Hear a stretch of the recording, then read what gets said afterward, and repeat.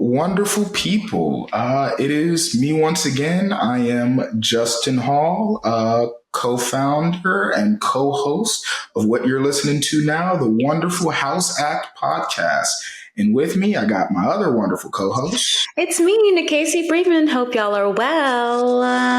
And we are so excited today because we have an incredibly talented guest and a blast from the past from both of us, the wonderful Martin Damien Wilkins, award-winning director, producer, new work development, overall fantastic creator. Martin, greet the people. Hi, everyone. My name is Martin Damien Wilkins, and this is quite an honor for me to be able to connect with the both of you. It's always interesting to meet artists as you all are starting to develop and then intersect with you all again as like life has happened. I'm looking at you both. I'm like, oh my gosh, they've grown up so much. And I'm just really proud to see you all taking an initiative to create, because I think that as we have this conversation, one of the things I hope we continue to come back to is oftentimes in moments of change and pivot, the thing that helps us is knowing we've got to create something.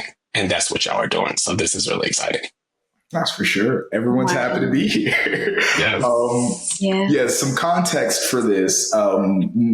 Back in the days of college, Casey and I were in a wonderful play, one of my favorite plays that I was in the entire time, In the Blood, which by Susan Laurie Parks with a wonderful guest director who was Martin Damien Wilkins. It was my first time ADing. Casey was taking lead. First time, yeah. It was an incredible experience. And like you said, Martin, it's so incredible to be at one point in your life and then come back and see each other again. I will say, like, on my behalf, I definitely saw you as like this inspiring light when you were working with us. Oh, thank you. To like the point where I was just like, oh my, I could never be in his presence.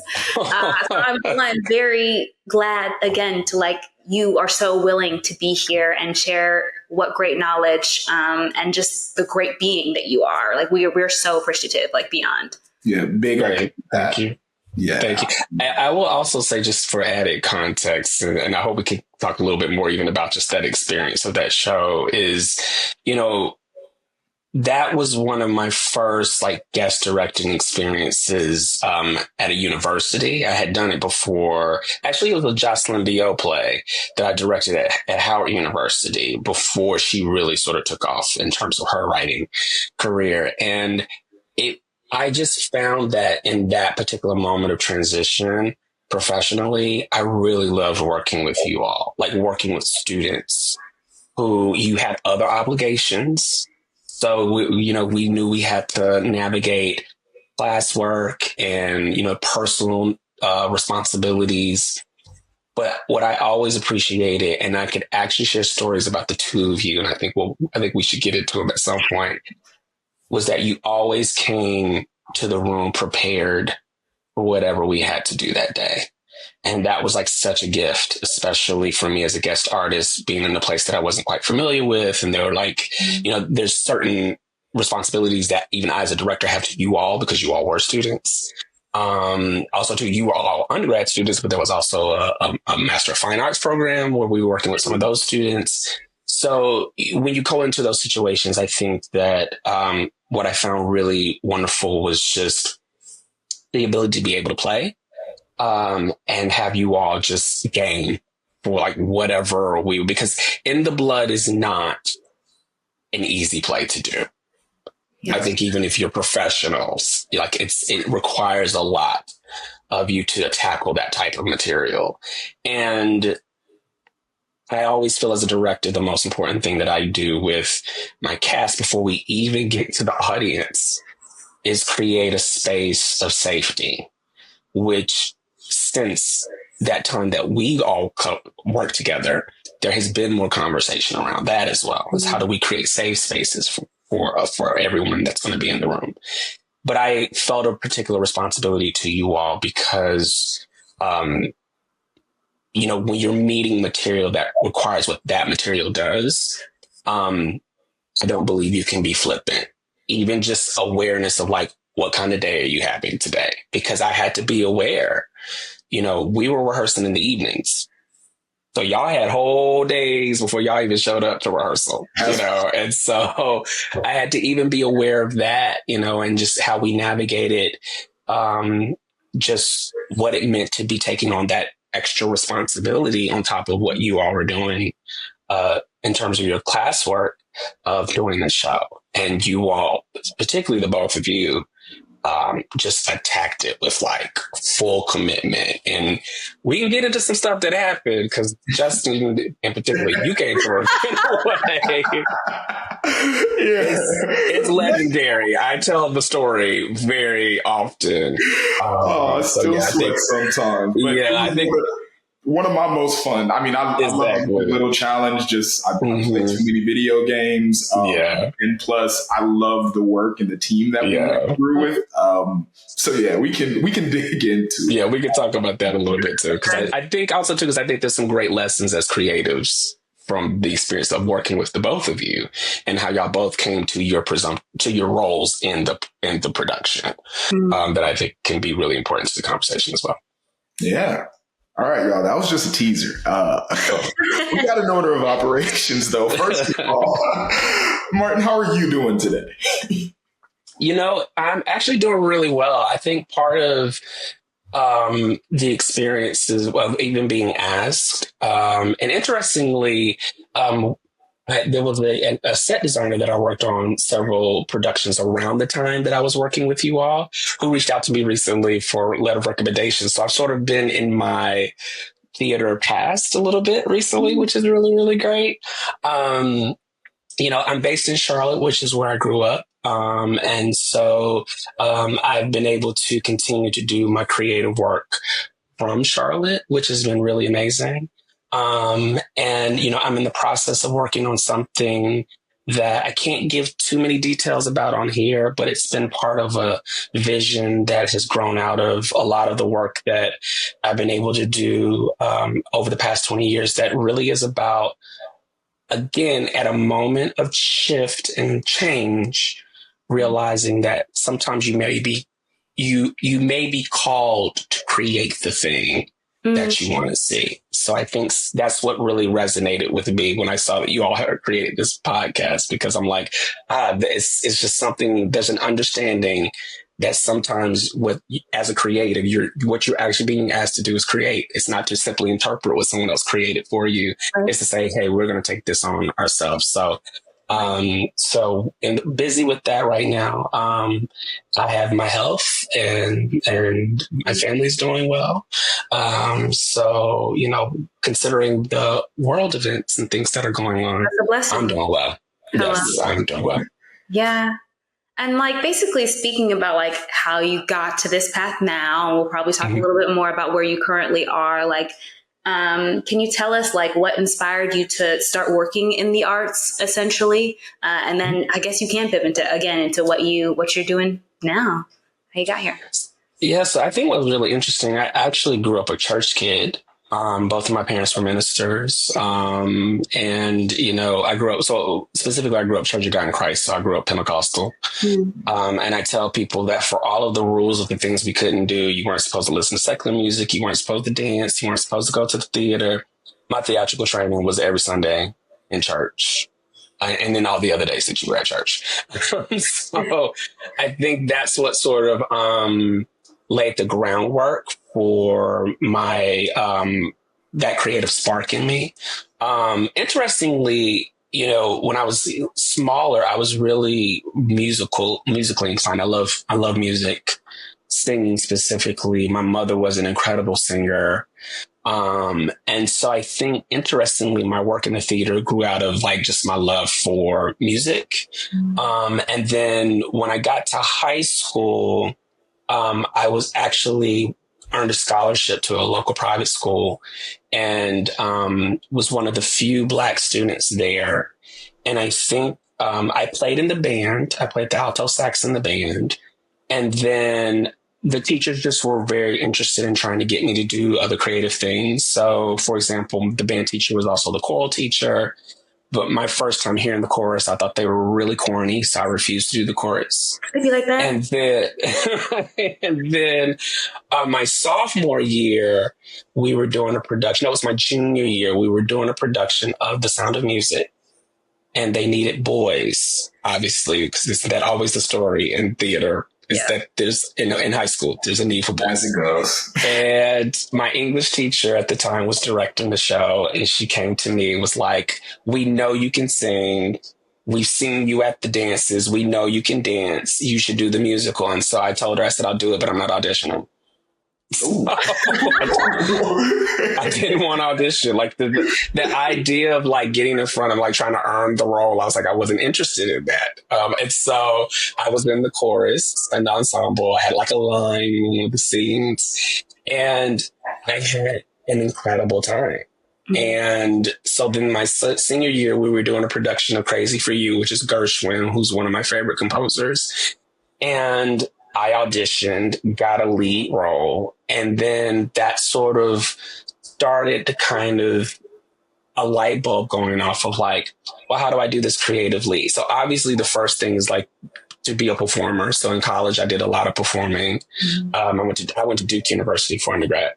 But, you know, being at a liberal arts school like you all were as well, obviously I was taking economics classes, I was taking public policy classes. You know, I thought I was going to be a corporate lawyer. But I think the more time went by, I was like, you're not going to nobody's law school. That's not what you're going to do. And I really started getting curious about what a career in the arts actually meant. And so I spent a semester in New York my junior year. Mm-hmm. Incidentally, it was the spring before 9/11. So we were in the city singing countless plays, Broadway musicals, operas, and also talking to theater professionals who were admin, who were technicians. And then suddenly it was like, oh, there's like so many other things that you can do besides just being a performer. Right. And so that's when I started to go, we're going to figure this out. So the first thing I did, which was counterintuitive to everybody that I knew, because everybody coming out of school either were like going to top law schools, top medical schools, or they had like really great jobs lined up. Now, I came out of college just after 9/11. So we kind of had our own sort of like trauma of like, we went in thinking the world was one way, and then this cataclysmic awful thing happened, and now the world has changed on us. So in an interesting way, it kind of gave me permission to say, take some time, figure out what you're doing. So I took an internship that was basically unpaid. I made like $100 a week at a Lort Theater in Charlotte. That unfortunately is no longer running. It closed about 20 years ago, but it was called the Charlotte Repertory Theater. And I worked backstage. And what was interesting was they had just brought in an artistic director who was from Charlotte, but had really made his name for himself in New York. But the experience of that, what was great about that was it was really my first taste of what professional theater could be. And it was happening in my hometown. So, for example, the artistic director who was from Charlotte, but had really made a name for himself in New York, he was bringing in all of these shows that were actually rehearsing in New York, but we would mount them in Charlotte. So that sort of triggered a curiosity because I wasn't seeing the whole process. I was just seeing tech. And I was like, how did we get to these choices? And that's what started like in my brain. Because, for example, in college, very similar to when I went and auditioned for the musical in high school, when people would ask me to direct, I was like, that seems too hard. Directors have to do too much stuff. So I wouldn't direct when I was in college. Well, this started triggering for me, like, explore that a little bit more. And then on those occasions where we were working with directors, being able to ask them questions, being able to ask, how did they get to what they were doing in their career, et cetera. And then we were also having these incredible experiences. Like, for example, before casting famous actors in Broadway shows guaranteed that you had success at the box office, there was a production of The Miracle Worker that was directed by Marion Elliott, who went on to direct War Horse, Curious Incident, the recent Company revival where the lead was a female. Her Broadway debut was supposed to be this play. And so it starred Hilary Swank, who at the time only had one Academy Award. And the young actress in the play, I can't remember her name now, but I would always say she was the little blonde girl who wasn't Dakota Fanning. If you saw movies at that time, if you remember, Dakota Fanning was like in all the movies where she got a couple of the ones that Dakota Fanning didn't do. Sure. But like Chandra Wilson, before she even did Carolina Change, and then of course did Grey's Anatomy, was in this production. So it was like I was getting the experience of a Broadway show, but in Charlotte. I also learned what it was to close a show out of town because it didn't move to New York. And so there was sort of these, we did another play where this was actually a musical. It was a musical review, and it had Andre DeShields in it, who of course was the original Wiz on Broadway, who had just had a nomination for the musical version of The Full Monty. So he was really kind of having a big Renaissance moment on Broadway himself. There was an actress named Greta Boston in it who had won a Tony for Showboat. And then an actress, Stephanie J. Block, who then went on to do The Boy from Oz with Hugh Jackman, and then did Wicked. And the thing when Stephanie came in was that she hadn't quite, like her New York career hadn't quite taken off. So it was like, oh, she's the voice of Barbie. I felt like that's why they thought, like, to us who didn't have a relationship to New York, really, they was like, oh, they'll get that she like voiced Barbie in all the commercials and everything we see. So a story that I love to tell with her is we were backstage. This was late in the run. So of course we know like all the tracks, and she's just standing backstage and we're talking. And so I'm asking her what she's doing next. And she was like, well, I'm going back to New York. And I've been working on this new musical with Stephen Schwartz that's based on the Wizard of Oz story, but it's told from the point of view of the Wicked Witch of the West. Now she's actually misunderstood. And they're going to do it in New York in the fall, but Idina Menzel has my part. I was like, based on what she said to me. And then, of course, fast forward, she was talking about Wicked. So I'm having these experiences, but I'm having them in my hometown. Mm-hmm. And I think what was really beneficial about it is it was the thing that gave me wings to sort of fly. Mm. So one of the shows we did was a play called The Glass Menagerie. A play called The Glass Menagerie. We were doing The Glass Menagerie. Never heard of it. People will not have heard of this. Okay. Right. So we were doing The Glass Menagerie. Tennessee Williams, who's one of my favorite playwrights. And the actress who was playing Amanda in that role is an actress named Penny Fuller, who really is like genuine Southern gentility. And she meets me backstage after one of the shows. And she says to me, because she called me Martin, that's how she said my name, Martin, I met this man and you need to meet him. He's incredible. She starts describing him to me. And I realized that about a year before that, when I was still in school, I had just come back from my semester in New York. I'm reading an article about a gentleman named Charles Randolph Wright, who is a true hyphenate. Director, writer, producer, film, television, stage. And he had gone to Duke. And he's from York, South Carolina, which is just outside of Charlotte. So when you cross over the border into South Carolina from North Carolina, his town is like very close to the border. So I'm reading about him and I'm reading about his career. One of the things he had done at that point was a play that he had written called Blue. Melissa Rashad had done it off Broadway at the Roundabout Theater. And I kind of tucked it away when I originally read the article, went back, finished my senior year of school. So fast forward, I'm talking to Penny backstage and she's telling me, and I'm realizing she's talking about Charles. Mm-hmm. And I said, I need to meet him. And so I went to the artistic director and I said, do you know him? And he's like, I absolutely know Charles. Do you want to meet him? I said, yes. And in meeting Charles, that was the connective tissue in terms of a mentor that gave me permission to say, if you want to pursue this, you can do it. So when I got to the end of that internship, I felt very strongly that if I wanted a professional career, I had to leave Charlotte, which is, again, something we can talk some more about later, like what exactly, unpack that a little bit. But that was a really strong feeling that I had. And so I called him because I'd known that he had done a lot of work at Arena Stage in Washington, D.C. And they were one of the few theaters that at the time, not only had a fellowship that was specifically for young artists of color, but it had a directing fellowship specifically. It's very hard to find directing, like anything that trains you in directing, in the same way that you might be able to be like a development intern or a literary intern. It's very rare to find those in terms of directing.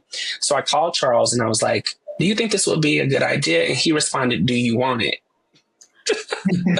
And I said, absolutely. And so I went through the process of interviewing.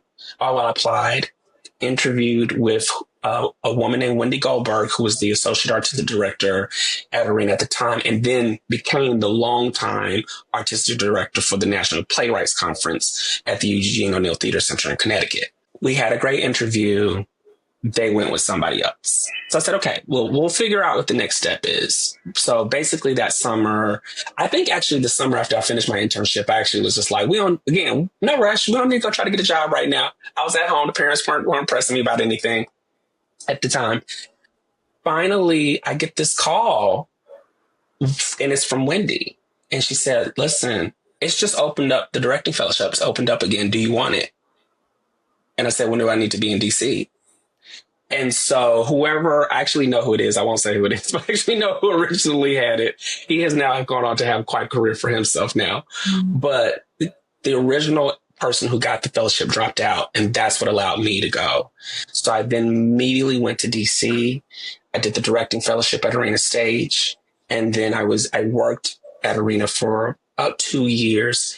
At that time, while I was at Arena, because Wendy was transitioning to the Playwrights Conference, she then invited me when she became the artistic director to be her assistant.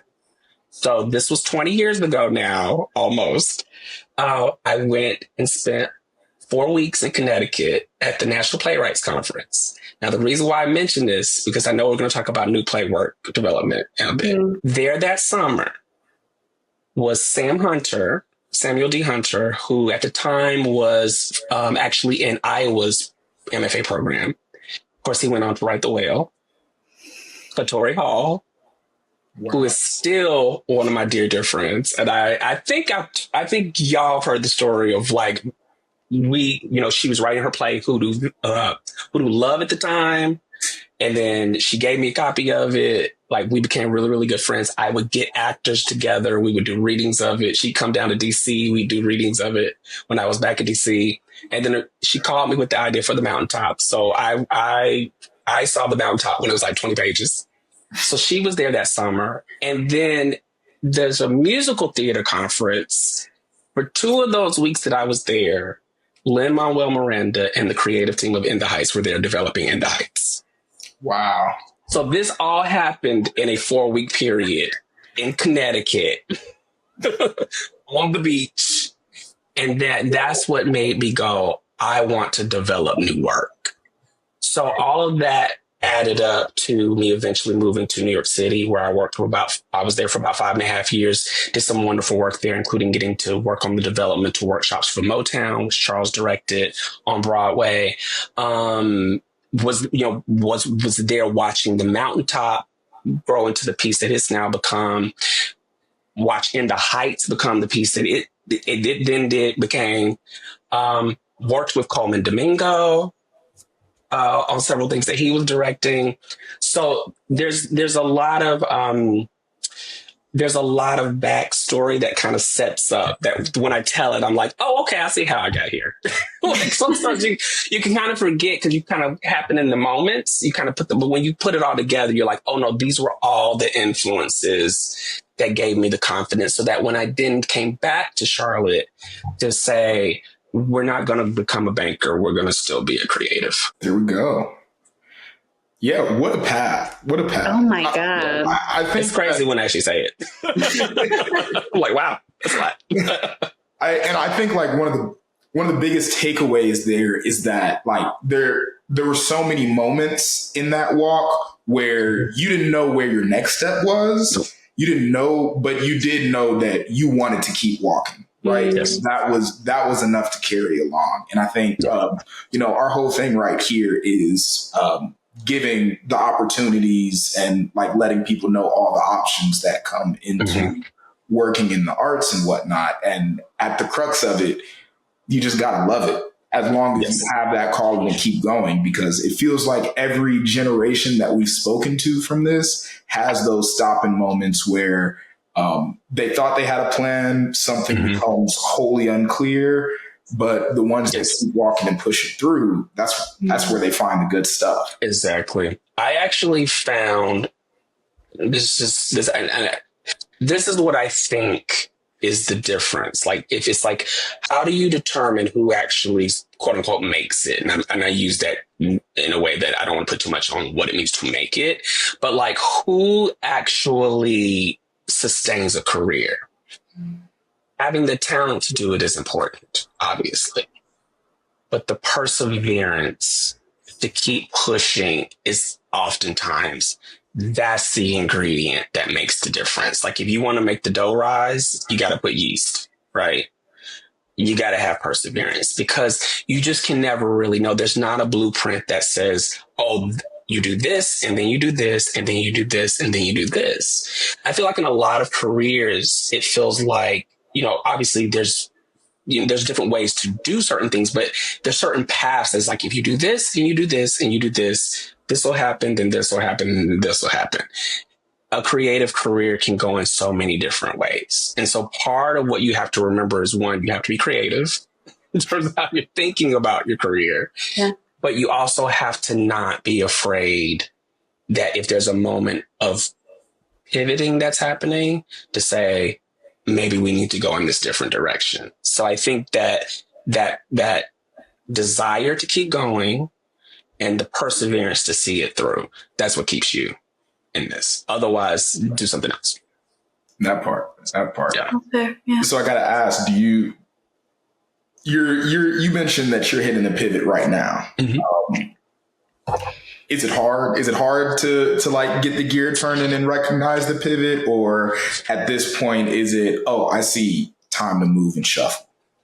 I think it's easier now to see when it's time to pivot. So in actuality, I can actually use the experience of directing you all as an example. I'll back up first. So at the end of 2012, I was still living in New York City. I had just worked with Charles on the last workshop of Motown that they were going to do before it was going to go into rehearsals that following January, February. And a series of personal things happened that made me make the devastating decision to leave New York. Now, there was a period in time when I was in New York, I thought, oh, I'm gonna be a New Yorker. I'm not going back home. That's not happening. And then life sort of shifted and said, no, you're gonna go home. And the devastation of that was feeling, one, like I had failed because I hadn't done the thing that I said I wanted to do when I went to New York. I didn't feel that like it had been actually my choice to leave. Some things happened that sort of made me say, you can try to tough this out and you probably going to end up on the street corner somewhere, or you can take what little resources you still have, head on back home and take some time to figure out what you're doing. So what was devastating about that decision was that I didn't get to work on the Broadway show when it went into rehearsals. And that was like one of my dreams. And so, and for it to be Charles's show, and at that point, he and I had worked together for about 10 years. It was Motown, which just the history of that alone, the attention that was on the show. So like, it's like, even though I was back in Charlotte, when that show went into production, it was everywhere. There was even a commercial with Berry Gordy where he would start out in Detroit and then he'd get into a Chrysler. It was a Chrysler commercial. He'd start out in Detroit and then he'd get into a Chrysler at the Motown building. He'd get into the Chrysler and then he'd pull up to the front of the theater. And every time that commercial would come on, if I was with family, they would turn and look at me like, is he okay?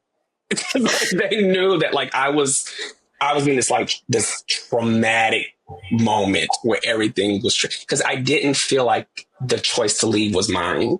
And I resented some people that around, like some of the stuff that happened. Like I was just in a really, really not good place at the beginning. So I went on what I call my life sabbatical. I came home, and for probably about a year, I like sat on the couch. Like I didn't do anything because I realized that I had burned out being in New York.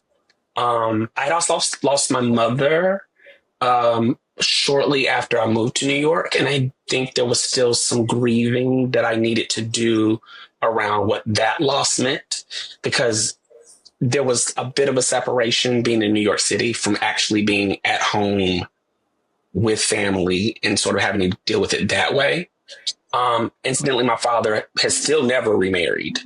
So there was also, he was getting older. He had a health challenge immediately before I was returning back to Charlotte. So that sort of added to the sense of like, wow, life is really kicking me in the behind right now. So there was sort of a sense of, it was like the worst kind of pivot, because it triggered every emotion of like fear and anger, and I couldn't see a way forward. What shifted me was I had worked at the O'Neill. I had finally done, I had worked at the O'Neill for 3 summers. And then Wendy asked me to direct one of the workshops. And it was a play called How We Got On by a playwright named Idris Goodwin. And it was like a hip hop theater piece. And we workshopped it. Jocelyn B.O. was in it. That's how I first met her. Also, Karen Pittman was in it. So I was working with some really dope actresses. And there was another actor in it named Brian Quijada, who works a lot around the country, who's dope. So that was a great experience. Well, something happened that I won't get into too much, but I didn't end up directing it when it went to Humana. And so fast forward, they're producing it in Charlotte. Well, I didn't know they were producing the play at first. What happened was I had a day where I went, okay, your life sabbatical's been cute, but you're still young. You got some work to do. So I said, I didn't feel like life was saying you need to pivot away from being a creative yet. So the first thing I did was I just got out my computer, went on Google, and I literally Googled every theater in Charlotte. And there was a theater that unfortunately, again, is no longer open. It has since closed. That was producing the play. And it just so happened that I see this as the show is going into production. So I get a ticket and I go see it. And I had crafted the beginning of that show very specifically with the playwright. Like what he wrote and what we presented in the workshop presentation was different. We crafted something different in the room. And I'm watching this production. Mind you, I worked on it in Connecticut. It premiered at Humana in Louisville. I'm now watching it in Charlotte, North Carolina. And that beginning that I crafted with him in Connecticut is exactly what they staged. Wow. So I'm going, oh, so my staging, it had to have made it to Humana for this director in Charlotte to have seen it, for them to be doing what we crafted. And I said, you ain't done yet. Conversely, it turned out that the president of the Blumenthal, our local performing arts center, when I was researching him, one of the Broadway shows that the Blumenthal produced was The Mountaintop. So I reached out to him in a cold email, had never actually met him. His name's Tom Gabbard. Had never actually met him up to that point. I reached out to him in a cold email, introduced myself, and I said in the email, the reason why I'm reaching out to you is because I want to meet the man who had faith enough in the show to sign on as one of the above the title producers. And you run the Performing Arts Center in my hometown. And got an email back that's like, when do you want to have lunch?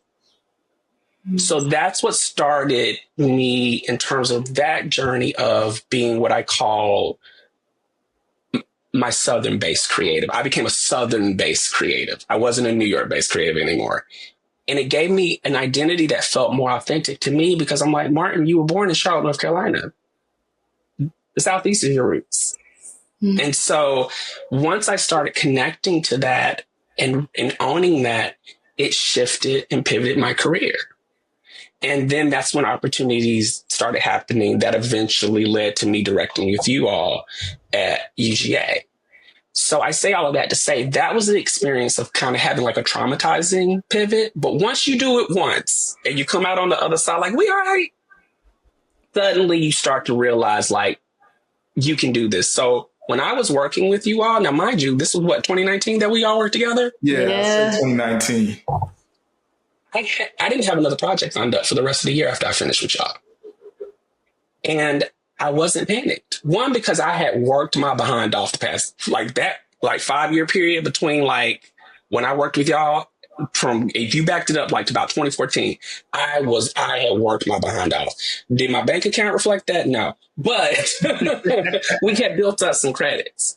And suddenly I realized, I was like, oh, I don't have anything lined up. And it began the process of where I am now of saying, I think there's more we can be doing creatively to develop the work that we want to see in the Southeast. Like a city like Charlotte, Atlanta's a bit different because Atlanta has an incredible theatrical scene. And I've really been blessed to direct down there several times. But Charlotte in particular, it needs that kind of stamp of approval that it came from New York, specifically that it came from New York, to think that it's good. And I'm like, I was meeting too many incredible artists that I'm just like, we can be doing more here. So it started a journey of thinking about how do you do that? Then the pandemic happened. So that's been sort of like pivot on pivot on pivot on pivot. But what I realized was I think that lesson of coming out on the other side of what had been a devastating decision to pivot and realizing that it felt like it put me into a place where I had more purpose in terms of what I was trying to develop. The pivots that have happened since have gotten much easier to recognize and embrace. I hear that. So on that note, how do you think we do that in terms of getting a lot of different cities in the South to start being able to embrace the development of these arts? Because I think Atlanta, like you said, with the rise of independent film going in there, it just helped bolster the independent theater. The Alliance has done a lot of good work, springboarding shows in there. And so once the pandemic came out, it kind of, broke open floodwaters and opportunities for new artists. I remember like my first stage productions that I was able to do was at a new theater in Atlanta that had, got themselves a location right after the pandemic. We did a 24-hour playwriting competition. They liked our sketches so much, they gave us a Saturday slot. So I think Atlanta has that hold because it had like that forced refresh. How do we spread that to the rest of the South? I think one of it is, I think the first thing that we have to do is we have to believe we got it. I think there's a kind of, I'll put it this way. I feel like the interesting thing about a city like Charlotte is it pats itself on the back when it sends people away. So, like, for example, Ava Noblezada, the first time I ever saw her, she was in a student production of the musical's escaping me, Once on This Island. So the first time I saw Ava Noblezada was in a school production of Once on This Island. Wow. And now she's become this big Broadway performer. Renee Rapp, Charles was directing a tribute to the costume designer William Ivy Long, who's from South Carolina, at one of the Blumenthal spaces in Charlotte. And so there's a gentleman here named Corey Mitchell who taught at the local performing arts school, taught Ava, taught Renee. There's several other performers that I can name, but there's a performer named Philip Richardson who's currently in Hell's Kitchen, who had been in The Wiz. He was one of those cohorts. There's some other folks that I've seen who've gone on to do some other things. But they were doing this tribute to William Ivy Long, and I didn't know who she was. This blonde girl, this white girl, stepped out of because they literally had all the students kind of doing their solos. She stepped down stage. I don't even remember what song she sang. I just remember she ripped into it so hard. Yeah. That I'm in the program like, who is that? And then I remember after the show, I was standing in the lobby and I'm near this group of people. And I had figured out her name was Renee because I like to look at a program. Like I'm trying to figure out who are these people. If I don't know who they are, I like to know who I'm looking at. So I was like, okay, her name's Renee. And I happened to be standing by this couple and someone walked up to them and was like, oh my gosh, Renee was wonderful. And I turned around and was like, Renee's your daughter? But that's the start. Again, I'm having these experiences in Charlotte. It's wonderful to see the careers that have blossomed for them. But I'm thinking about my friends who are talented and don't have opportunities to work, but they live here. And so they're going to banking, they go into healthcare because people got bills to pay. People have families that they're trying to take care of. So I felt like the first step really was us believing like we got it. Like we don't need to go away and have someone put that stamp of approval on us. We just have to know we can do this. And I feel like Atlanta is a city because it just emerged as this incredibly creative place. I mean, I was a teenager in the 90s when the music scene exploded there. And it was like, for me growing up in Charlotte, Atlanta was like a mecca that you tried to get to, even if it was just to have a good time. We sort of saw the city that way.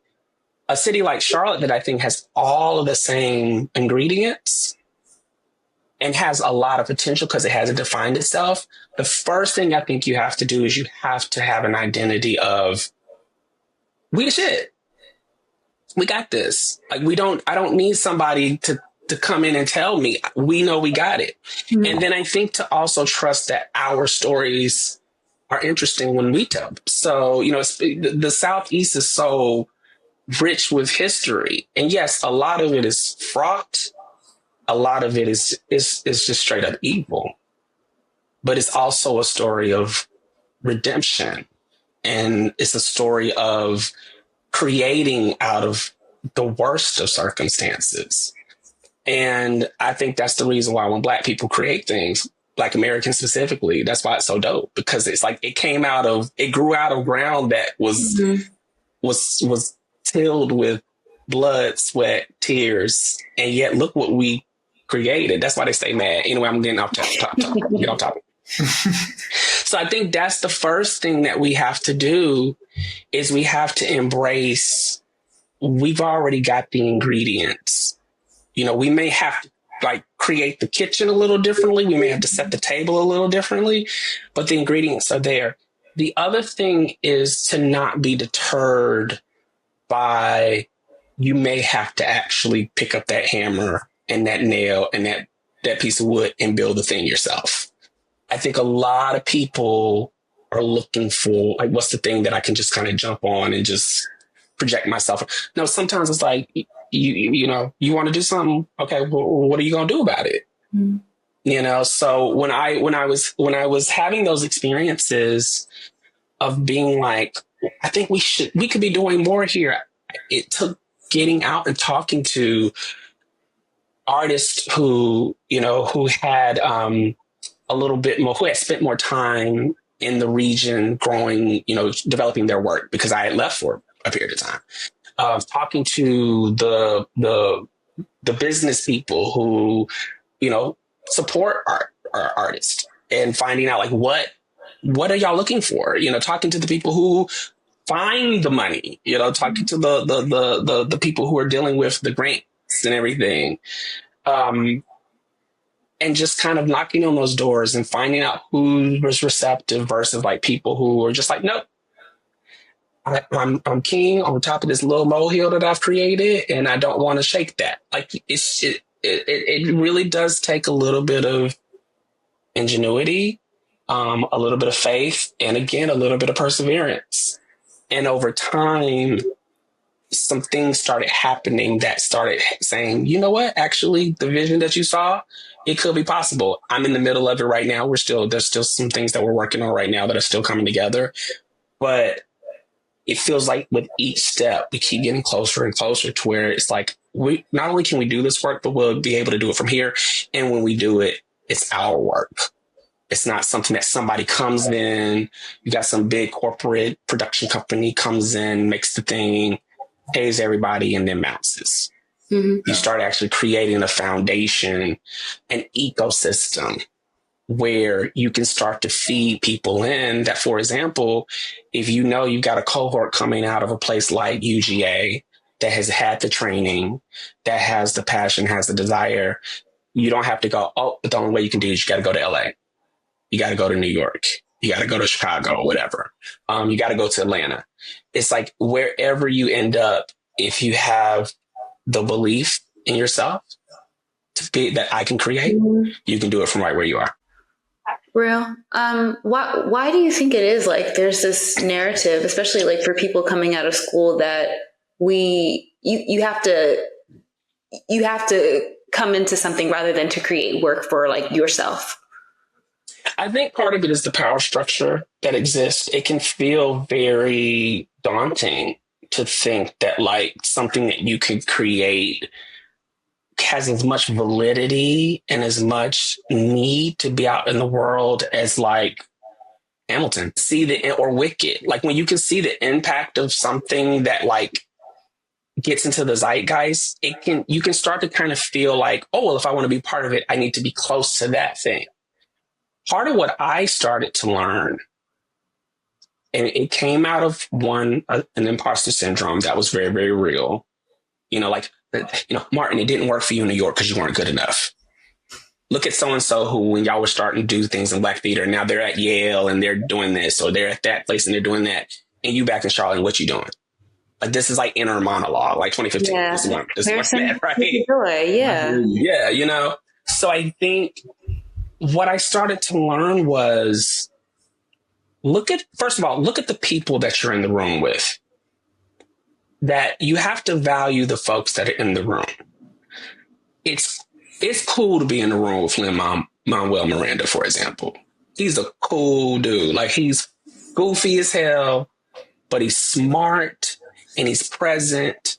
And when I met him, did I think he was going to make Hamilton? No, but I knew he was going to be successful on Broadway. I think it can get very, like, we need to be in the room with the important people.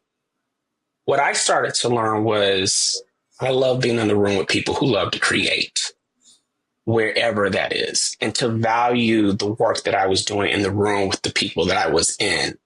Not who's going to, like, is this work going to get me to, like, the big break that I want? Mm-hmm. No, is this work feeding me? Is it giving me inspiration to do the next project? If it's not, is this what I need to be doing? I think that part of what you have to be okay with is not setting standards for yourself that feel like you're checking off a box. Like, book that gig, got that award, got that lead. Are you creating something that when you wake up in the morning, it feels like it's feeding you? Because if the notoriety or the awards or the recognition were enough, you got a lot of very notable people walking around miserable as hell. And so I think that's part of what you have to remember, is that creation really comes from wherever you set your root, and you got to take care of whatever you're nurturing. You've got to take care of that. I remember I have a really good friend who has gone on to have a really wonderful career, but she had the directing fellowship at Arena a few years after me. And we were talking, and she was like, how do you do this? Like, how do you not compare yourself to other people or feel like, am I succeeding the way that I should?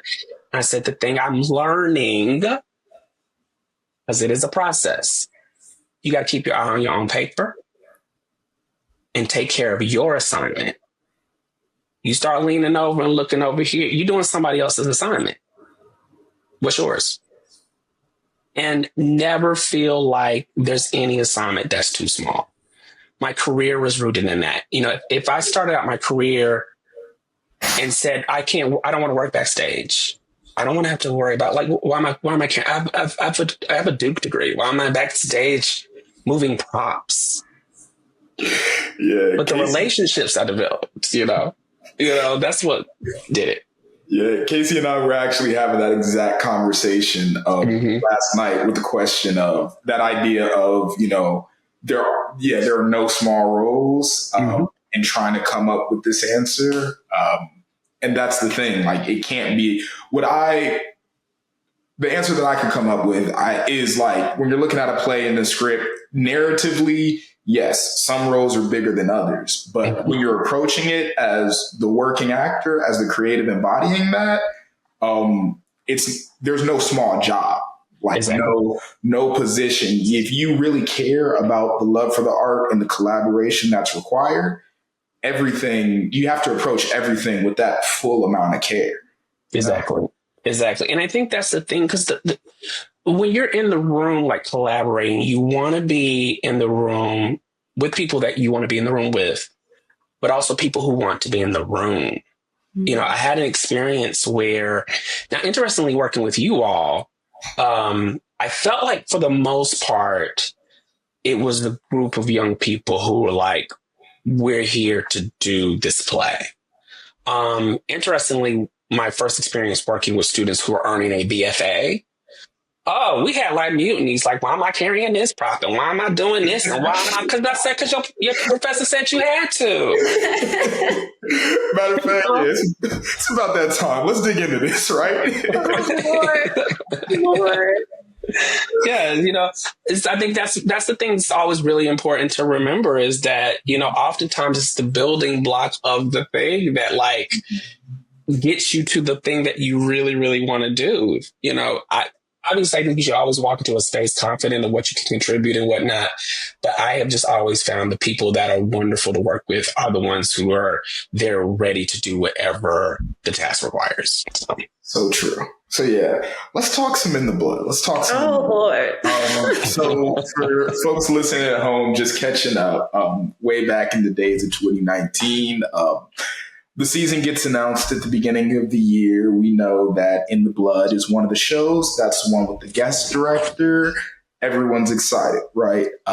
Being one of the, few Black students at the schools, we're all talking. It's like, oh, well, I guess we don't get a choice of the other shows. We're going, to this one, obviously. But like we're seeing these articles with this really cool director. We're happy to do it. I am trying to do my first on stage direction. So I have to get my assistant director credit, right? Mm-hmm. So I decide, guys, I'm sitting this one out. Whatever I can do, let me get next to this Martin guy. I hear he knows what he's doing and I want to learn. Let me check this box off in the right kind of place. And then, we actually get into the show. So Martin, what is your experience getting to that point in the story? How did you end up at the UGA? So first of all, I have to give a shout out to Freddie Ashley, Actors Express in Atlanta. At that point, I had done Father Comes Home from the Wars, parts 1, 2, and 3. at there. In fact, Brittany Inge, who has gone on to do Miss Pat, she was on Broadway in Home last season. She was our lead. It was almost Danielle Deadweiler, which is a crazy story to tell now. Like, that Danielle Deadweiler auditioned for the production. We were almost going to cast her. Freddie was like, she may not be able to do the show. And sure enough, she couldn't do it. I still have the most wonderful email that she sent me. Basically, like, I'm so sorry I can't do the show, but that was like the most awesome audition experience that I've ever had, which to me, seeing who she's now become in terms of her career, I just hold on to so dearly. Like, thank you. But Brittany took over the lead on that, and it was the perfect experience. So that was my first time directing in Atlanta, a big play.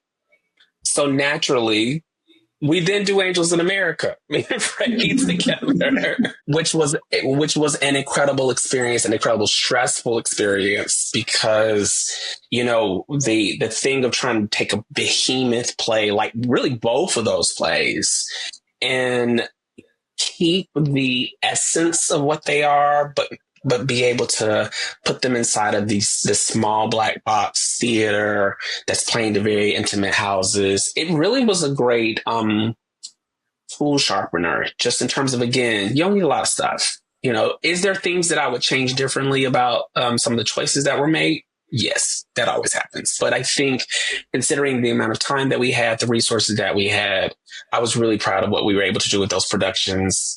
Angels in America won several Susie Bass Awards that year, including Outstanding Play Production. I shared a Susie Bass for Best Director with Freddie, which, to be honest with you, I keep in a box because it's really lovely.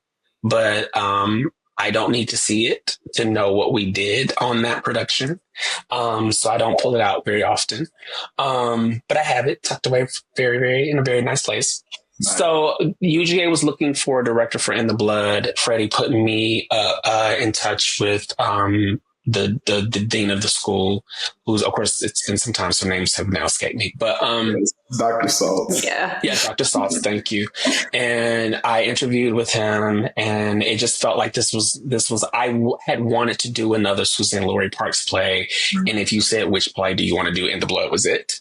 And so because that play, along with Effing A, those were two of my very early Suzanne Laurie Parks, getting to know her work. And I remember reading this great article. I think it was Effing A was premiering at the Public, where she literally was talking about how the characters talk to her. And so she tells a story about writing the America play. And the character Hester actually, if I remember correctly, because it's been some time, actually features as one of the secondary characters, but very small. And then suddenly has this big, is the center of these two plays. And the way Suzanne Laurie Parks, in her very Suzanne Laurie Parks way, described it was Hester was basically girl, where my play at? And I just love the idea of a playwright who sort of imagines she's in conversation with her characters. And when you see how she wrote the character of Hester in those two plays, to me, I can see what she means, just in terms of how the character develops. So I was really eager to do the play. But I was also very much aware, I'm also doing it in a university setting. So there were some stipulations that it came with. One was, Justin, you had to be the assistant director. And I'm going to say something, and I think 6 years on, I think we're okay. I remember being at the auditions and being Justin can't be in the play. I just had this moment where I was looking I had these very specific ideas, and I was just not quite seeing who I thought this character was. And then I remember because about 3/4 of the way through it, you turned to the side and was sure you don't want to be in it? Yeah, I did. Yeah, I got my own play to do, man. Yeah, exactly. We actually had to have a conversation. So I was help me understand why you can't audition for the play. And then you explained that was the only way you were going to be able to direct. And I said, okay, that's fine. So we cast the play. And then conversely, Casey, I don't know how much you knew about this, but the play had been programmed specifically for one of the MFA actors to actually do your part. And because of the content of the play, he turned it down. And actually what I will say is she and I had a chance to meet once I got to campus, and we sat and had a lunch, and she talked why she made the decision. And I absolutely respected it, because one of the things I told her, I said, listen, if you already have a sense of what you're okay with doing versus what you're not, when you start out, you will build a career with much more integrity than if you don't have that. And so for me, I just appreciated having that moment to be able to have that conversation with her. And so that's what then opened the door for you to be able to do the role. Full disclosure, there were some conversations because you were an undergrad, is the content too much for you? So I think I went into the process, and what was great about having you, Justin, as an assistant director, I want to pivot on this thought really, really quickly, and then I'll get back to it because it's going to connect back to you, Casey. For me, because so much of my career, I never went and formally studied directing. My training was literally just doing the work. And part of it was being an assistant to really wonderful directors like Charles Randolph Wright, like Wendy Goldberg, and just seeing their processes. Tazewell Thompson was a director that I got to work with very early on in my career. And then also a couple of directors who I won't name, who I was like, what are y'all doing? And like, even that taught me, there were things I learned watching their processes that are like, we don't do that. And quite frankly, some of it was around how they treated people in the room. Mm-hmm. Interestingly enough, directors who to me stimulated me less with their work were often the cruelest in the room. Wow. The ones who stimulated me with their work were the coolest in the room. There's that tracks sometimes, you know, but, so I'm always very acutely aware of, if I have an assistant, making sure that you're present as much as you're capable. And I've had this experience with another director who is now going on to have an amazing career of her own. But when I met you, Justin, I was like, even just in the audition process, the way that you wrote me to introduce yourself, the way that you made it very, very clear that you were like present for whatever I needed. And I think because I've been an assistant, like you never had to, I don't think you had to fetch like a tea for me or water or I don't want you doing those things. Nah, you brought your own snacks. I do my own things. First of all, respectfully, I don't want other people touching my stuff. Like I don't. Real. Yeah, I don't want other people touching my stuff. That's number one. I did have an experience once where a director made me so angry. And we started getting into this thing over me making her tea. And she liked to use loose leaf tea. And she started being really cruel to me. Like literally, I would make her tea and then she'd sip it like, it's too strong. She's from Hungary. So she had this strong accent. It's too strong, too strong. And she literally would wave me off and I have to dump it out and make it again. And I had a moment where I was like, you know, you could be Miss Silly right now. You could be Miss Seeley right now. Yeah. And she would not know. And I thought to myself, if it's that low, no, that's not, no. Yeah. And that really set my tone for like, if you have an assistant, you don't disrespect that assistant. Like they're there in the room to learn and to observe. But what I found with you, Justin, was that you were so capable. You understood the material you yourself were about to direct. I tried to find ways to involve you in the production, whether it was giving notes to actors, asking you for your notes. And it's going to come back around the fact that you were that present in the room, because it turned out we needed you to be. But before we get there, that was really helpful because then, Nikesi, in meeting you, and that's what's so wonderful about seeing you now, because you were such a young, a young undergrad, and knowing the material that we were asking you to do, I did have an awareness of just making sure I was checking in, making sure that you were good, because the production really rested on your shoulders and I never wanted you to feel either lost or overwhelmed.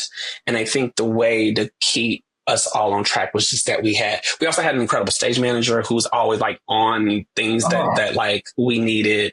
And so Samantha. Yeah. And like, we just had a great kind of team of, quite frankly, I didn't really need to deal with administration too much because it was like we had, until I had to, because we had everyone in the room that we needed. So I think that for me, sort of like what I remember of the process was, one, remembering like I am at a university and there are things that need to happen and we adjusted as we needed to. But in the end, it actually worked out the way I wanted, didn't it? And we can even get into that, how that happened. It's funny how that goes. It was wild. So for those who don't know, I did begin this as the assistant director. I did end this actually being in the play. Through some shenanigans that we'll get into, I walked into one rehearsal, huffing and puffing because I just finished the early morning work shift. Martin says, "Justin, take a walk with me." I say, "Oh shit, I'm about to get fired." Like, we're taking this walk. You got a serious look on your face. I'm going through like the entire rehearsal process. This is what, day 1 or 2 of tech too. Yes. So I'm going through the entire rehearsal process of like, I thought I was doing a kind of good job at least. I thought I'd get a warning before I get booted. And then he says, yeah, one of the actors is out. One of the grad students, he's out. The understudy, not really doing it for me. You got to be the Reverend. I said, me? 4 days away? He's like, yeah, sorry. Dude. And I said, all right, emergency costume call, which is fun. I love a good costume call. The costume department was a lot of fun.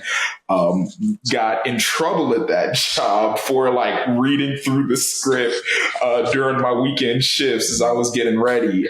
Luckily, I'm really good friends with a lot of the cast and crew. Casey and Rachel were like back at the house. I don't know if you knew this. Casey and I were roommates. I do remember that. Yeah.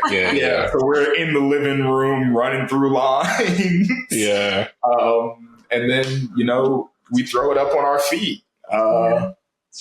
And it's a time. On the bright side, crazy, but win-win for me because, let's be honest, I really wanted to be in the show too. And it was so interesting too, because I think that's one of those examples of when you come in as a guest director and not realizing that like there had been a conversation, but something had been decided that actually wasn't for me to decide. It actually had needed to have gone up a little bit higher, but I didn't realize that because again, I don't know all those departmental dynamics. So when it came down to when I was actually told, no, that actor is not going to be able to continue in that role, that's actually the rules. Like they have to be present. Obviously it's like I was not loving the idea that one of my actors was going to miss tech, but it never occurred to me that I needed to like raise a red flag because professionally I had been used to sort of dealing with situations where you're like, we will make it work. I mean, I think in my head I was even like, Justin can walk the track as long as we can put the lights up. And then it got back to admin that something that was not supposed to be happening was happening. And that's when the decision was made that like that actor can't continue. And what's really funny is if there was an understudy, I don't remember that because I just remember my immediate decision was like, Justin should do this. I don't know what sort of, my brain can't remember what exactly happened, but I just remember thinking, Justin, you had been at every rehearsal. I just felt like you had watched enough of the process so that putting you into the track, we could do that. I think there were conversations like, if he has to be on book or something like that. Like, I don't even remember all the conversations around, like how exactly it happened. I just remember we did a walkthrough and I was like, oh, we good. Like you were so, I don't know how you got prepared. So that work. He did. Yeah, like you're telling me now, like I don't know exactly. Yeah. Like I just remember watching that. I remember watching it going like, wow, we're gonna be okay. And I think you said something really important, Justin, because you had the relationship with the cast. It's like it was like all hands on deck. To make sure that like whatever had to happen so that you were able to do it. I don't think one person who saw that opening, that first performance would have ever thought that you were not originally cast as the Reverend. I don't think one person would have realized it, because there never was that moment where it's like, well, wrap it up, girl. That never happened. Like we were able to, it was almost seamless. But I think it's a real testament. I'll tell a story because it made me think, and like I said, I actually tell that story when I work with other young artists. Wow. I tell your story, Justin, because it reminded me of a moment early on in my career when I had my directing fellowship at Arena. I was working on a production of Dale Orlando Smith's Yellow Man. And it's a two-hander. And it had been done, it premiered at Manhattan Theater Club, but the playwright's in the play. Dale was originally in the play as the lead female character. The male character, that actor was in our production. So he was generous enough because it was he was acting opposite a different actress. This is a different director. He was generous enough to approach that process new and, obviously brought what he kind of already brought to it, but he wasn't sort of like, no, this is how I do it. He was open to a different interpretation.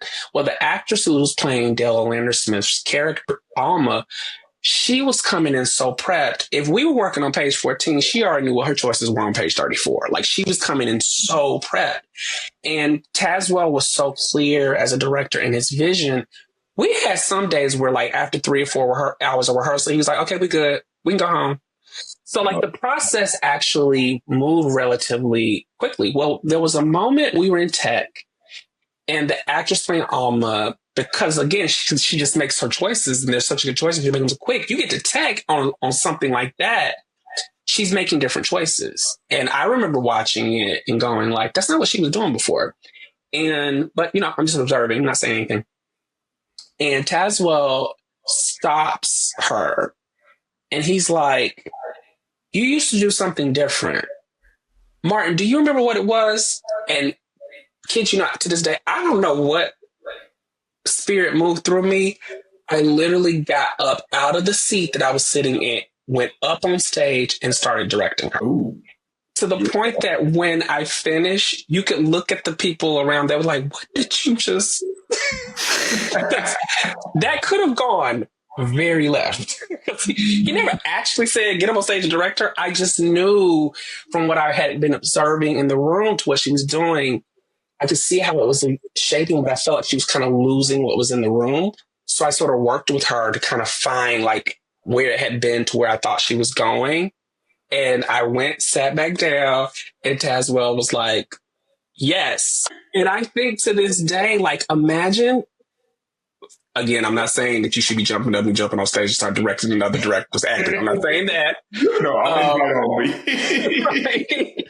But I just remember thinking, what had happened if he had turned to me and said, Martin, do you remember what it was? And I went, I don't know. I would have been out the room.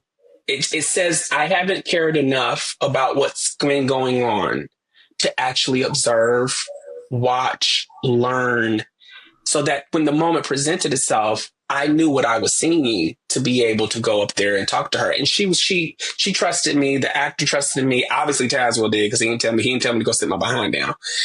But it reminded that what you did reminded me so much of that moment, that if you had not been present in the room with us, there would have been no way we would, the amount of material that you would, and then what that role called for, because there are moments specifically between your character, Casey, and the Reverend, that it required some real work and real trust. We couldn't just materialize that, including some things that now we would actually have to be very specific with the audience. You will be seeing certain things happening in this play.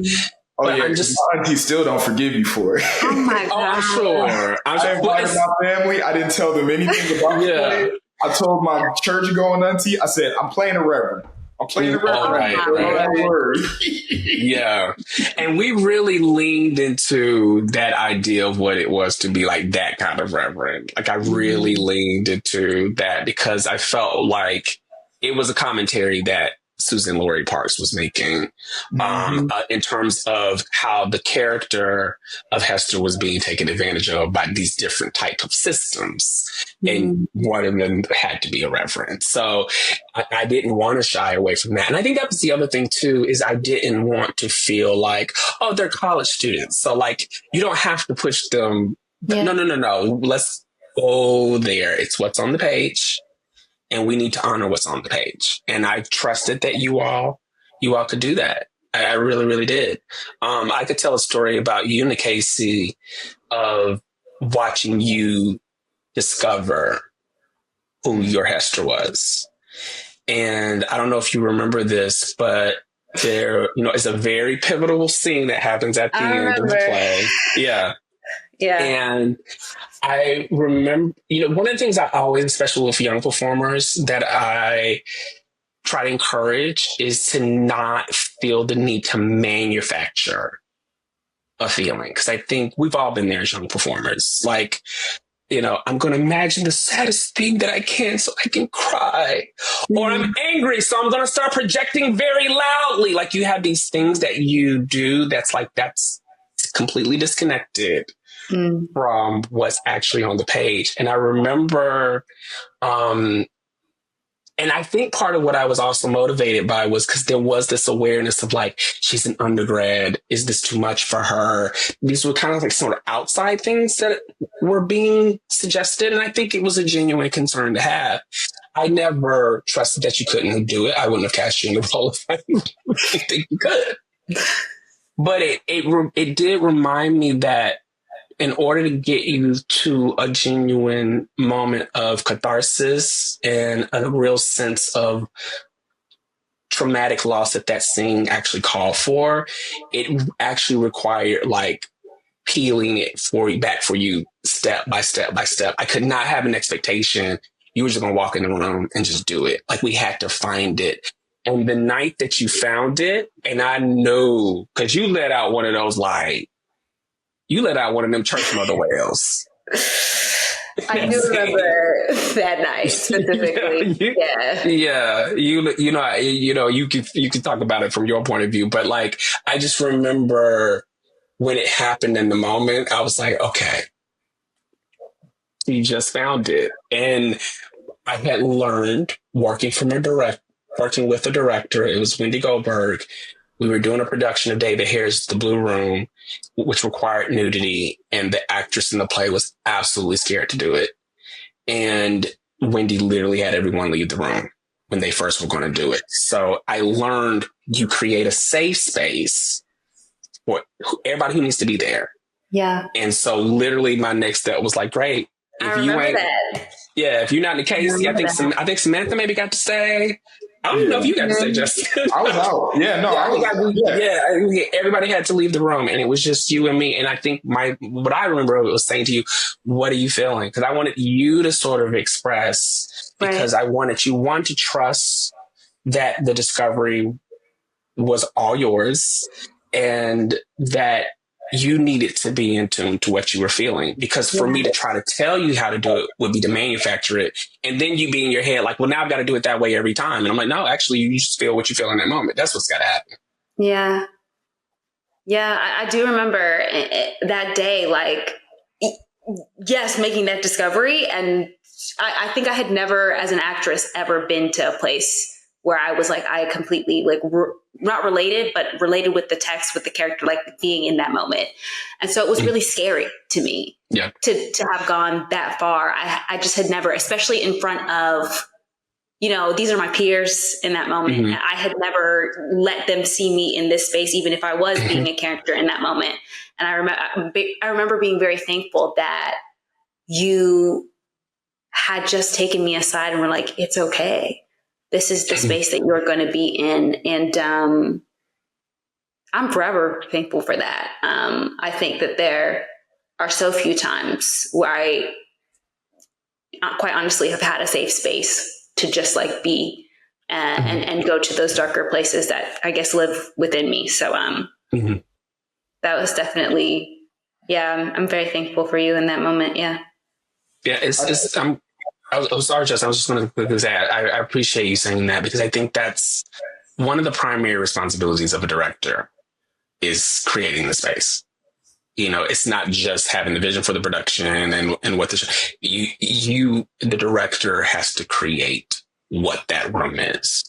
And I think as we started to see, especially over the pandemic, as more and more people started to come forward and actually start expressing real abuses that they had experienced, it just reinforced for me why creating those safe spaces are so important. And I was going to say, that's one of the telltale signs of some of the strongest directors that you can grab. And the ones that know how to like do the work and the care for actors, because it's such a damaging shortcut to, expect the actor to, pull on this real world trauma, nail it to this character, and then have to relive and reattach it. every single rehearsal and performance. Yes. But so often that's what happens, especially with directors that don't take, time to get to know the actor's experience in light. It's the pain is just another tool, but foster a full creative space in the rehearsals, which I thought you did absolutely phenomenally. Thank you.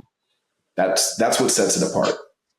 And I think it's one of those things that when you realize, because at the end of the day, so the last theater piece that I've directed was actually almost 3 years ago now. I did a production of Booty Candy at Extras Express. Right. And I remember at that point, because of the way I was pivoting, I had done a production of Booty Candy in Charlotte. And so this was going to be my chance to kind of tackle the play again. And it's the only time I've ever directed the same play twice, 2 very different productions, 2 different casts. And so it was kind of not like a do-over, because I loved what we did in Charlotte. And there were some limitations that we had to work with there. But I felt like there were some things that I was like, I get to re-explore that again. And, Booty Candy is a play that it's deceitful, because at the beginning, you think it's this one thing, and then by the end, there are these things that are happening. It's like the check-ins that we had to do. So one of the things I actually appreciated, because this actually relates to the Booty Candy, what I appreciated was Atlanta. Mm-hmm. She was really, thank you. She was really interested in doing, it's escaping me now. Intimacy coordination. Thank you so much. And she was really interested in doing intimacy coordination, and came to me with like articles about why she thought it was important, like laid out, like we actually went and had like lunch, and she like laid out why she thought this was important. And I think again, because I was working with you, Casey, and I just had this sense of like, we need to take care of her. You hadn't committed in the same way that the MFA students had to a program to say, you were going to develop your talents. You were still just an undergrad student. So there was a sense of like, I don't want to just throw you in. If someone can help us keep reins on what we are doing. And so it was really my first experience working with intimacy coordination in 2019. So that by the time we fast forwarded to me directing Booty Candy down in Atlanta, I had an intimacy coordinator, and I knew exactly how to talk to them. And so, and also to how you create space, because I even realized, like, as patient as I can be, it can sometimes, like what I know I have to accomplish, it can sometimes buck up to be like, okay, so we're going to stop and talk. And I think moments where I was like, like, do we really have to talk about this right now? And then it'd be like, no, this is about creating the safe space so that nobody feels like they're having to do anything that they really don't want to do. Sometimes having that awareness in the room. I remember when we were doing Father Comes Home from the Wars, there was some fight coordinating that was being built. And I watched one of my actors with the absolute face of horror, because I could tell like what they were building.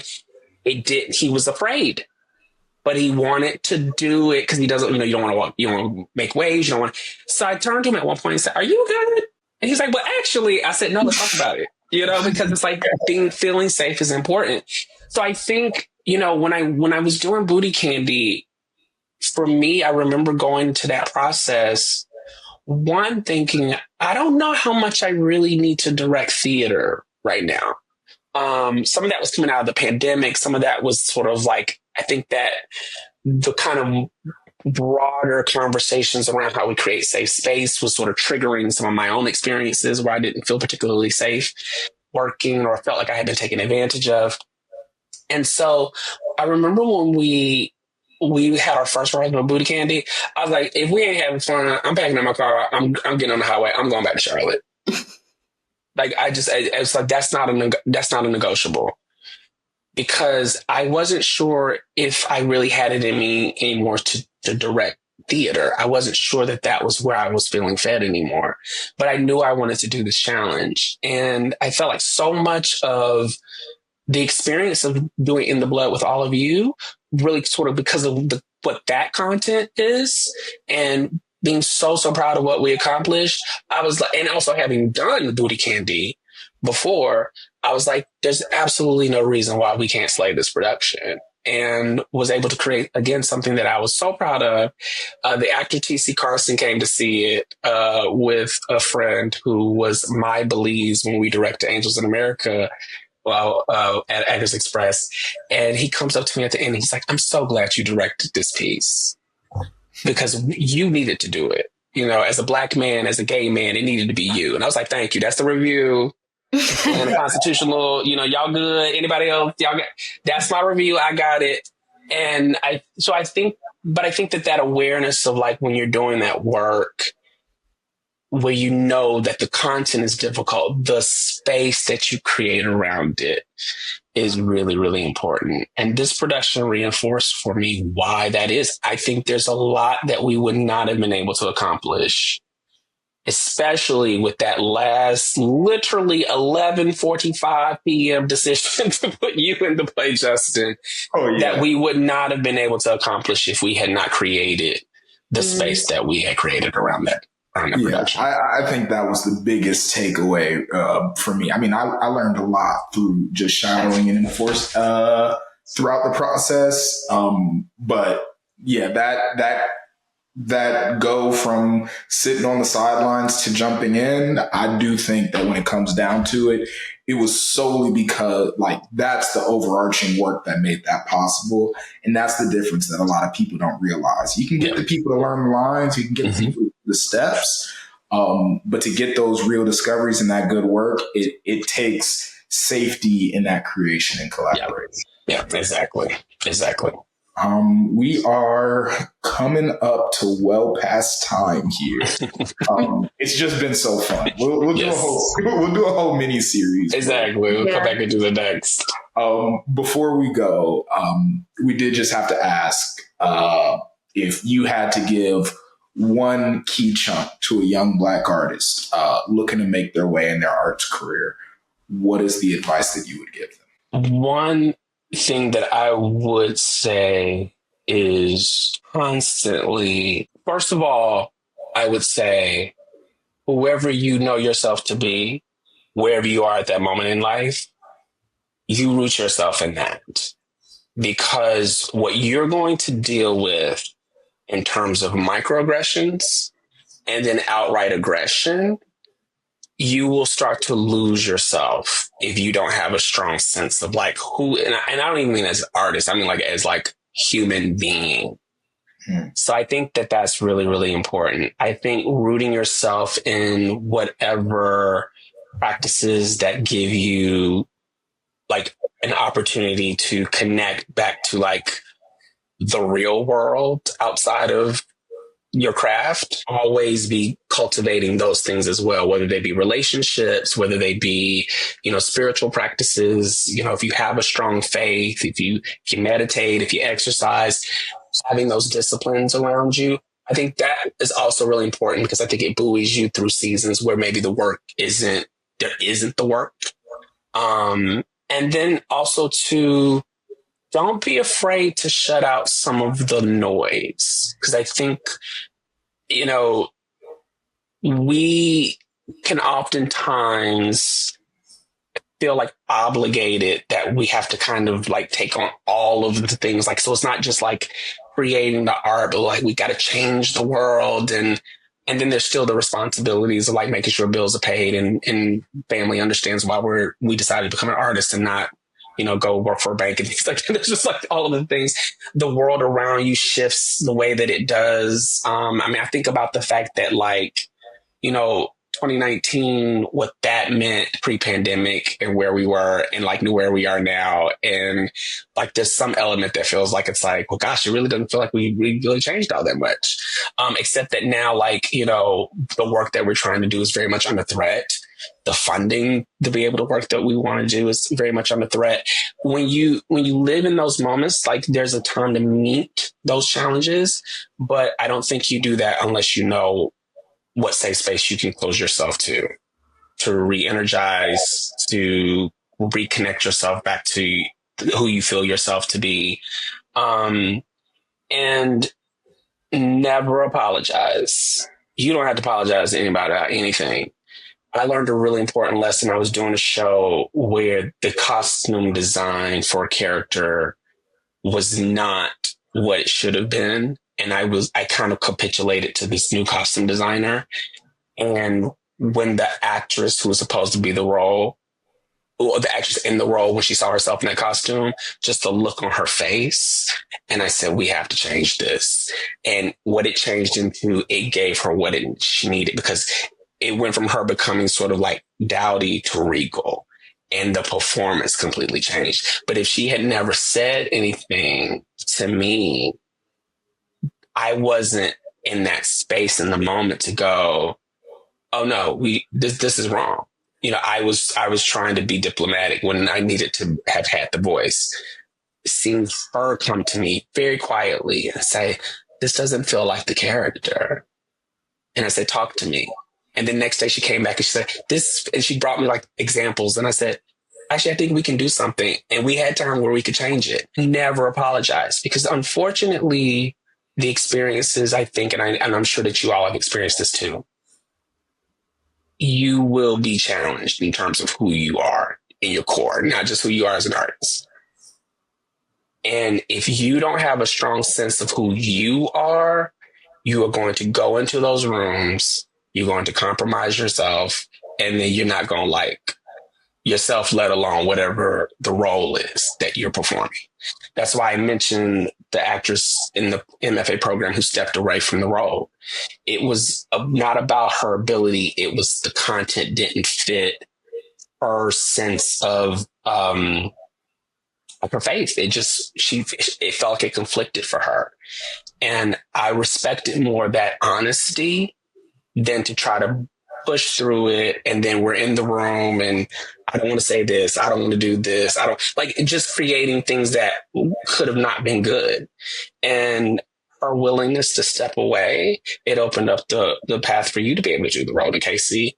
And you were wonderful in the role, you know? And so I think that's the other thing that we have to remember is that constantly working on your strong sense of self is what's going to get you through all of those experiences every time, especially when you start dealing with those microaggressions, where people are doing the same things to you that aren't high key, they're low key, and they're needling at your sense of self-worth, and they're needling at your sense of what you can do. When you're watching people who may not have the range that you do get into places where you're like, well, you know why you got there, you know? And so I think, and not being afraid to create. When I think about some of my favorite creatives, Coleman Domingo is an excellent example of this. Coleman, when I met him, had just was about to go into Passing Strange at the Public, and got to know him. We really connected. And so he was starting to direct. So I started assistant directing for him on a couple of shows that he was developing in New York. And his career started really blossoming. But he wrote this play called A Boy in His Soul that was based on him growing up in Philadelphia and his love for soul music. And that was the thing that really kind of catapulted him into where people were paying attention to like who he was as an artist. Yes, he had done Passing Strange. He did the Scottsboro Boys. He even did Chicago. He's built in Chicago at one point. You know, he was doing like those Broadway things that everybody. But the thing that really started to set him apart artistically was he felt like he wanted to write something that reflected his own experience. And the way that he wrote it, the way he performed it, it was wonderful to see. We have very rich stories, and those stories could surprise people. You know, we know there's certain stories that people like to tell when it comes to Black people. Honestly, In the Blood kind of leans into that a little bit. But I think that like if you believe that you have something to say or there's something that you want to see, like, I wish I could see more of this. Do you have the story? Because maybe you're the one who should be writing it. Maybe you're the one who should be creating it. If there's a platform where you're like, I wish there was a platform where we could have more conversations about, maybe that's your calling to go start a podcast, you know?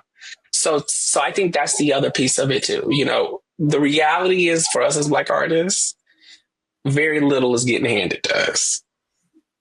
So if we're seeing something if there's something that we want to see, you might have to be the one to create it, especially if you want to maintain the integrity of it. So that's what's wonderful to see you guys doing this. This is great. Yeah. And that's why, again, so happy to have you. My goodness. Like, it's a good inspiration and like piece of perspective to walk down, you know, our memory lane. I'd like to think, you know, it seemed like you enjoyed reminiscing on yours. Oh, yeah. And it's important for us to continue to pass on these types of perspectives. You know, it's inspirational. I agree with that. And Martin, I think you're what a creative really should be. And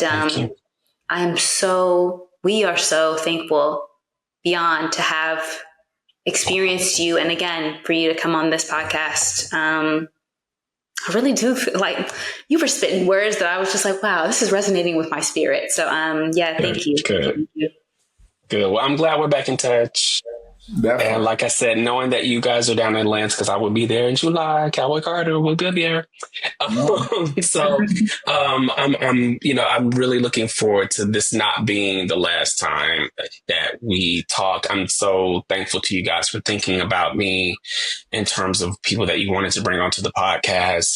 And the thing that I would also just end with is, you know, like I said, there's some things that I'm doing now that would appear that it doesn't align with who I was when you all met me then, but I would not be in the place that I'm in right now, except that I was able to do that work. And in the blood, I think because of the challenges that production had, and we got the work done anyway. I mean, there was an actor who I worked with in Minneapolis on a production of Indecent at the Guthrie. I was assistant directing that production, and his parents came to see our production of In the Blood. And he still from time to time will write me and be like, yeah, my parents are asking how you're doing, because they love the production so much, you know? And so I think, you know, that's a perfect example. We were in this really small Black box theater, but what we created in that space was so impactful. And so, you know, obviously it's wonderful if you can be on bigger stages and get a bit more notoriety. That's great. But I think if you can create something somewhere that you truly believe in, and that to your core is like, this was purposeful creativity, because you're going to do a lot of stuff that's just, you're making sure that those bills are going to get paid. That's just part of being a creative. But when you can aim for those types of things, that to me is like, that's what keeps you in the game. That's what keeps your creativity sharp. If you're looking for outside validation, somebody's got to hand you an award. Your name's got to be above the title. If that's all you're looking for, I think that it'll come up short for you in the end. But if you feel like, I just need to create today, you're creative. Nobody has to hand you a check. Nobody has to applaud you for it. As long as you're out there creating something, you're creative. Even if you find yourself having to work a 9 to 5, if you're creating a space for your creativity, you're creative. And that means that there's something you're meant to put out into the world. And you just have to have the confidence to know, I got to do this. This is not for somebody else to do. This is for me to do. And there we go. And I think that's a great note to say goodnight on. Fantastic. Good to see y'all. Good. Thank you for listening to the House Act podcast. Hope you enjoyed listening as much as we loved recording. House Act has worked to assemble a cutting-edge production group using the community we love to engage with so much. If you are interested in supporting us on our journey, please continue listening as we bring you a season of insightful conversation. we would also love your support in other areas of our arts production. If you're a passionate creative or patron of the arts, please reach out and ask about the exciting work we have roadmap for this upcoming year. Help us make this house your home. home. Yeah, they're going to love that. No, it's going to be great. Great.